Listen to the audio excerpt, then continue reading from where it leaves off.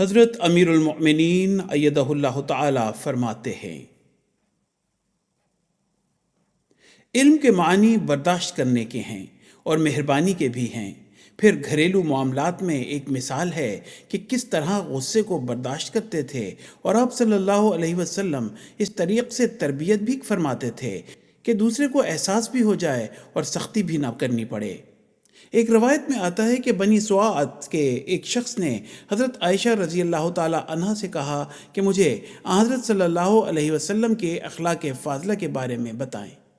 حضرت عائشہ رضی اللہ تعالی عنہا نے فرمایا کہ کیا تم نے قرآن کریم میں نہیں پڑھا وَإِنَّكَ لَعَلَىٰ خُلُقٍ عَظِيمٍ، سورہ القلم آیت نمبر 4۔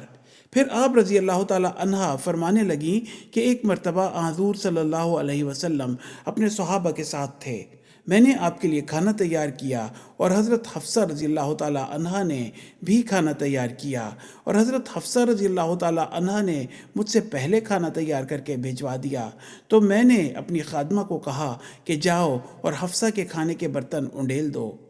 اس نے حضور صلی اللہ علیہ وسلم کے سامنے کھانے کا پیالہ رکھتے ہوئے وہ کھانا انڈیل دیا۔ اس طرح انڈیلا کے پیالہ بھی ٹوٹ گیا اور کھانا بھی نیچے گر گیا۔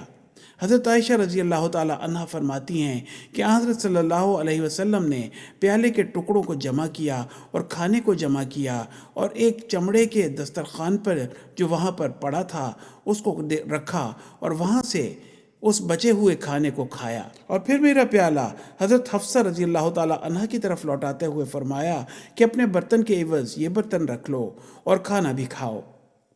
حضرت عائشہ رضی اللہ تعالی عنہا کہتی ہیں کہ حضرت صلی اللہ علیہ وسلم کے چہرہ مبارک پر اس وقت کوئی غصے کے آثار نہیں تھے۔ آپ صلی اللہ علیہ وسلم نے اس ایک فعل سے خادموں کو بھی نصیحت کر دی اور حضرت عائشہ رضی اللہ تعالی عنہا کو بھی کہ آپس میں سوکناپے جائز حد تک رہنے چاہیے، بلکہ ایک دوسرے کی دشمنی ہونی ہی نہیں چاہیے۔ یہ جو عظیم اسوہ آپ صلی اللہ علیہ وسلم نے اپنے ہر کام میں قائم کیا، یہ صرف اس زمانے کے لوگوں کے لیے نہیں تھا، بلکہ اس اسوہ کو آپ صلی اللہ علیہ وسلم نے قائم کیا۔ یہ اسوہ ہمارے لیے رہتی دنیا تک ایک نمونہ ہے اور ہمارے عمل کرنے کے لیے ہے۔ صرف یہی نہیں کہ ہم پڑھ لیں اور سن لیں اور اس سے لطف اندوز ہو جائیں، اور جب وقت آئے تو اس کی اہمیت بھول جائیں۔ کئی شکایات آتی ہیں، ذرا سی غلطی پر مالک اپنے ملازموں کے ساتھ انتہائی بدترین سلوک کرتے ہیں۔ اسی طرح بعض خاوند اپنی بیویوں کے ساتھ بڑے ظالمانہ سلوک کرتے ہیں، غلط طریق سے مارتے ہیں۔ بعضوں کے اس حد تک کیس ہیں کہ ان کو ہسپتال جانا پڑتا ہے۔ یورپ میں تو بعض دفعہ پھر پولیس بھی آ کر پکڑ لیتی ہے، پھر مقدمات کا ایک نیا سلسلہ شروع ہو جاتا ہے۔ تو گھر والوں سے نرمی اور پیار اور حسن سلوک کرنا جو آپ صلی اللہ علیہ وسلم کی سنت ہے، وہ ہمارے لیے عمل کرنے کے لیے ہے۔ بلکہ بعض دفعہ تو اس پہ یہ بھی زیادتی ہو جاتی ہے کہ صرف خامن نہیں بلکہ اس کے رشتہ دار بھی اس جھگڑے میں شامل ہو جاتے ہیں، نندیں اور ساسیں بھی مارنا شروع کر دیتی ہیں۔